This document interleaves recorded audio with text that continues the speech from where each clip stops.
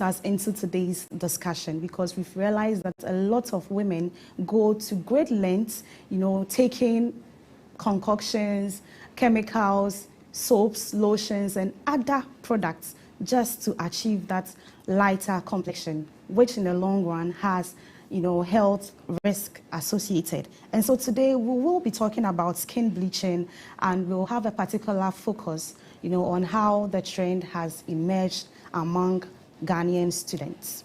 So my team set out to interact with some people who have experienced, the situation and would like to share their issues. We cannot also play that video here for you. But we also gathered some views from people on their take.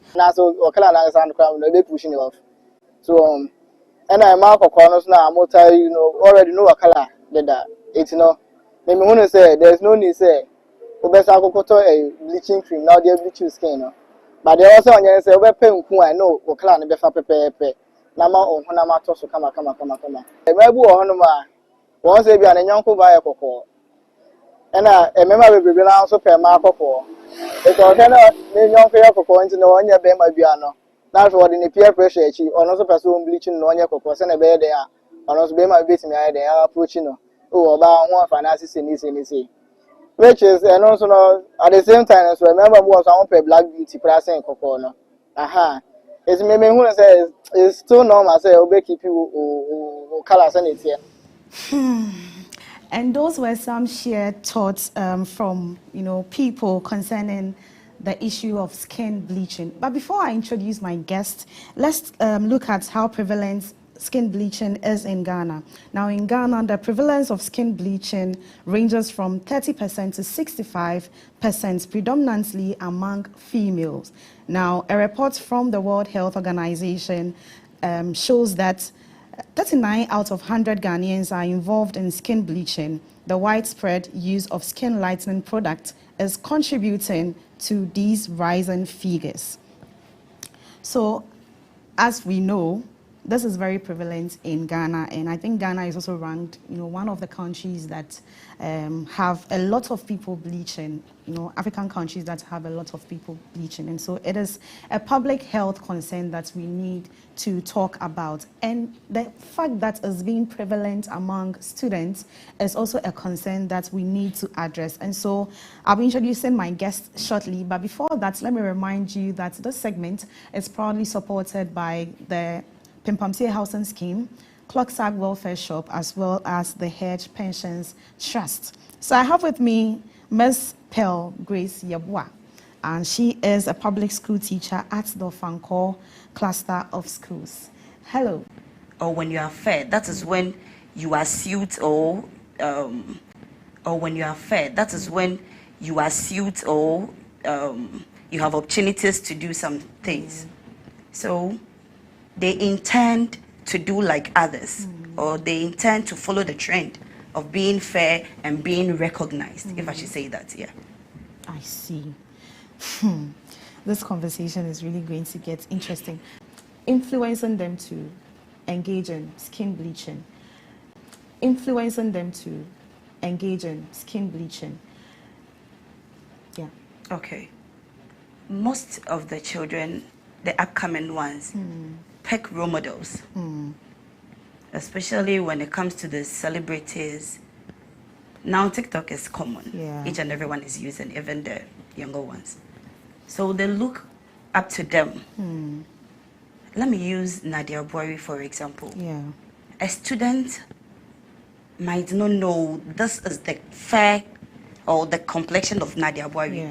But me liking to add S, because if you're using someone like Nana Mama Brown for your ad, obviously you want to, you're targeting a whole lot of people, but this person has a wide form of fandom, let me put it that way, and they all have different skin colors. And so if you are using her for an advertisement for a lighter skin shade, don't you think it is also going to affect those that are dark skin to also engage in using the product just to look like Nana Mama Brown, just as you rightly said?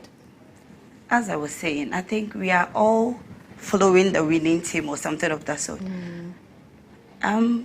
We will bear witness that there is no cream product who will use a dark skin person, being it a celebrity or if the person is even dark, they will find ways and means of making the person a bit brighter to show that, oh, I think these brighter people or light-skinned people fit into this category. Yes. So I think that is.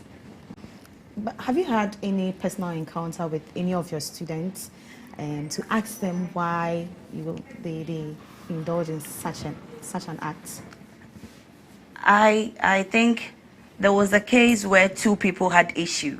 It was not necessarily me finding out about the skin tone and stuff, but they had issues. They were quarreling, and the one with the lighter skin told the dark one, "I'm beautiful than you." Let me quote them. When him say me who first when him tuntum, don't mind her. Black is beauty. Be yourself. Understand who you are, and you are good to go. You fit everywhere that you want to be. And you did so well by, giving her that piece of advice, because it's really going to stay with her. If you had not, maybe she would have, followed the trend. You not having confidence in you is something else. It goes a long way to even professors and so on and so forth. And as I said earlier on, we all this generation believes that you have a huge opportunities when you have this light skin. Yes. So being as an elite person, an illiterate, still the thing that the trend remains the same. Yeah. I believe when let me use media personnel for example. How many times, let's be sincere, how many times will you see a dark person presenting or something of that sort? We think the fair ones are the beautiful ones, so those that we think they can work perfectly for us or something. Yes.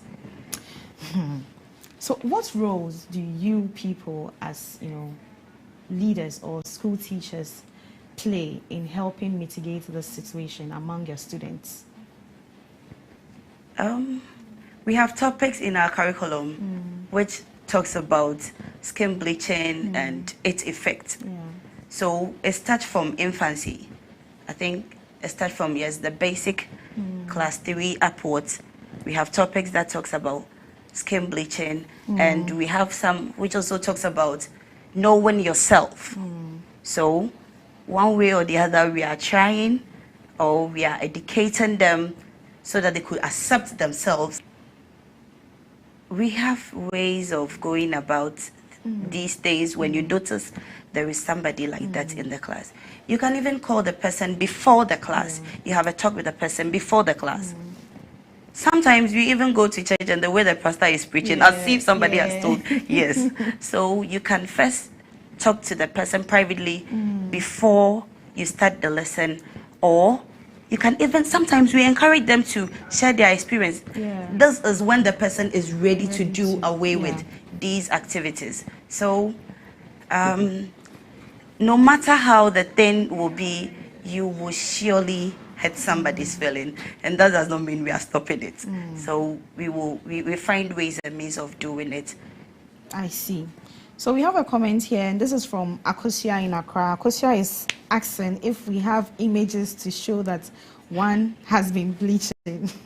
So I think Akosia doesn't know who a bleached person is. So producer, if you can display some of the pictures on the screen. So okay, so this is how the effects look. Madam, you can also take a look. So when you bleach and you get to a particular stage, this is how your skin looks, right? Yeah, sure.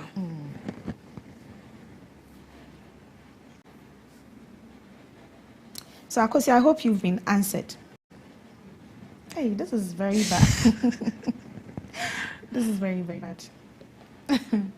Okay, so let me come to you, madam.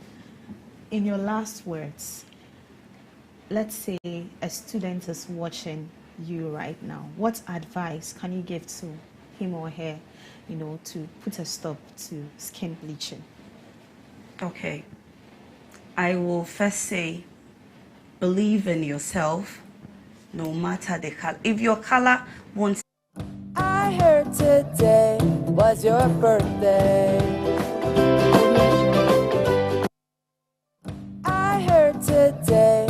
as your